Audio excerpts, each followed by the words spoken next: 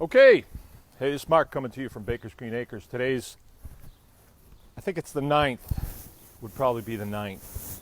And I finished up last night by showing you the tree of life here, I'm going to call it. And when I went in last night, I sat down and I started working on my curriculum for Anyone Can Farm's Homesteaders Guild. And, you know, the house was quiet. Everybody was in bed. It was just me. Now people are going to bed early around here for various reasons. And I started working on that curriculum. And at some points, I have said to myself, wow, could I really fill up 12 weeks with enough information? And as I started getting it written down, I believe I could fill 50 weeks. Really could. I mean, I had to categorize it into, you know, beginner stuff, intermediate, and advanced, which I had no idea that there was that much information. But as I went through, I started to assign dates to when I learned certain processes and pictures of faces of people who taught me different things. And it all kind of came together, and here it is, 11 o'clock at night, and I'm sitting at the kitchen table, and I'm getting really excited about this program. And I thought, how many folks could this touch? And when you see, people that would come and do this are special kinds of people, right? You know, I was talking about the tree of life, and I was talking about the parasites and all that stuff, and I've had it with politics. I'm going to stay away from that. But the type of people that gravitate towards things like this, homesteading things like this, are people the caliber of a guy that chimed in last night, Steve Wright, a kid I grew up with. Unbelievable. Fearless, talented, really could tackle anything. Big, huge influence in my life. And he says, geez, I didn't even know I had any influence on you. Unbelievable. Huge influence on my life. I grew up in a family full of girls, very timid, you know. You wouldn't believe it. I was very timid. But the type of people that would gravitate towards this are people who could take information and run with it. I mean, and really tear up the turf with it. So the Homesteaders Guild is not just a teaching avenue. It's not a one-way deal. It's a consortium. I'm going to bring you the things that I know, and then in the process, I'm probably going to gain a pretty high percentage more information than I already have. So I started getting really excited about this. I got a lot of it written down, excuse me, and it really distracts me if I read, so I don't do it. It distracts my thought process.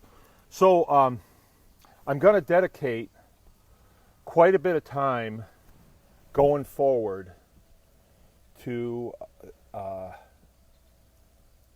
I guess advertising or bringing it to people's attention that this Homesteaders Guild is going to be available. And I'm asking for help in that we need to come together on this. This is going to be a focal point, but I need people to help me with this. And how can you help me with this? Well, you can join. You can join it. Pay your $300 at Baker's Green Acres, and you will get a slot, and you'll be there every week. An installment will come out of curriculum. It's going to be a 1-hour video, and I'm working on these now. You know, these are all the things that I know of different subjects, and there'll be 12 different subjects, and we're setting this up as, okay, you've just come across the ocean on the Mayflower, you're just setting foot in Plymouth, Mass, and now you have to survive. So what are you going to have to do? And that's really the basis of homesteading, is survival. So we're going to explore some of what my nephew calls the pain points, and those are the points to ponder that are going to make you say, yeah, it sounds good, and then join. All right, so what are the pain points? We're going to be pondering those in the next couple of weeks. But as I was doing this last night, this is really cool. I mean, the things that come to you, well, me anyway, late at night when I'm had a good day and, I don't know, having a bowl of ice cream and stuff, just sitting at the table, no distractions, and everybody's in bed, was, some people have said, you know, well, I don't have a farm. You know, I don't even have land. I live in an apartment. And that's a concern. But you know what? A lot of what is going to be taught to you from me starts when I was a child. And the people around me, the Steve Wrights, the, you know, Bill Moosey's, the Dave George's, Larry Cocot's that were around me, these kids in my neighborhood that we embarked on these adventures, and then we made it into our teenhood, and then we went off to be adults, I guess, you know. So back then I didn't have a farm either. And matter of fact, I went on to live in a city in Los Angeles working on airplanes, and then I went on to join the Air Force, and I didn't have a farm neither. But my mind was always back where I came from.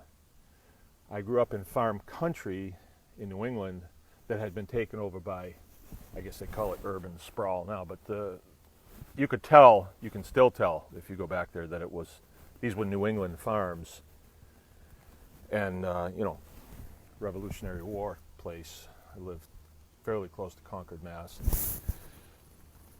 So I want to communicate this statement, and I'm going to reiterate this a lot. Your farmstead is here. Your farmstead is in your mind, right? So this information is information that you can take in, and you can understand it can be yours, and then you can implement it at your will. You know, when you get the chance, you can implement it. Like, I learn stuff all the time that I'm not going to be able to do because I got too many other things in front of it. I have to prioritize things. Like bees, you know, and now that Josh has got his bees here, I don't know as I'll do bees because I'm getting honey and I get to see it, my kids get to learn it. I think I may read a book on it. I may look over Josh's shoulder, but maybe I won't have bees if I can keep Josh coming for the next 20 years. So, yeah, your farmstead is in your mind. It's in your mind. And you have no idea where your life is going to go and if you will get to a point where you're going to be able to implement some of this stuff. But if you have a 50 by 50 backyard, oh, you can certainly implement it in that. If you have a porch on your apartment, you can certainly implement it there, because some of the things that we're going to be talking about, the Homesteaders Guild, they're not constrained by having to have land, all right? In no way. You will not be constrained. It's kind of nice, but I needed this much land to run a commercial farm, but I certainly do not need it to run a homestead, and a good homestead too. Guys have run really, really great homesteads on much smaller properties than this. Much smaller properties. So, okay, let's press on from that, and we'll talk about some of the pain points. I guess maybe I'll bring one of them up right now is dollars. If you've changed your lifestyle and you're eating better and you just want to be more healthy and stuff, if you have to buy organic produce, it's hard to know if it's really organic, for one thing, because the word organic is sort of a marketing tool these days.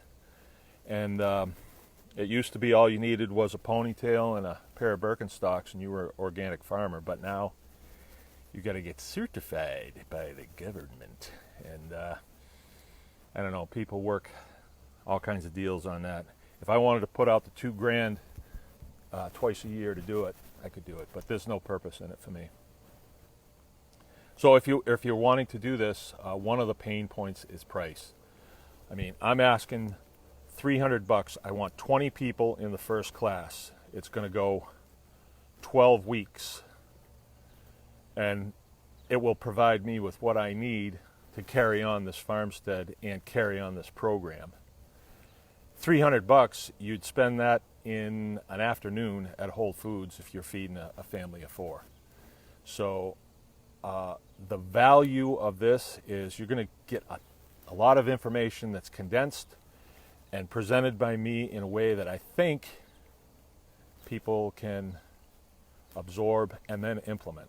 You're not really paying for my time, you're paying for results. And at this point, I can say that, you know, I did a lot of instructing in the Air Force. I've done a lot of instructing here with the Anyone Can Farm program. The veteran program, a lot of instructing there. I think I can do this. I mean, I'm pretty sure I can do this and get it across in a way that you will get results. But just like, you know, getting off the Mayflower at Plymouth, you're not going to get them instantaneously. Things take time, and that's part of what we're going to talk about is things take time. You know, I'm going to talk in later classes a lot about planting trees. And, you know, I planted trees when I got here, so they're 15 years old. I'm glad I did. I'm glad I didn't wait until I'm 58 years old to plant trees. I may live forever, who knows. But anyway. All right, it's Mark from Baker's Green Acres. Remember, anyone can farm.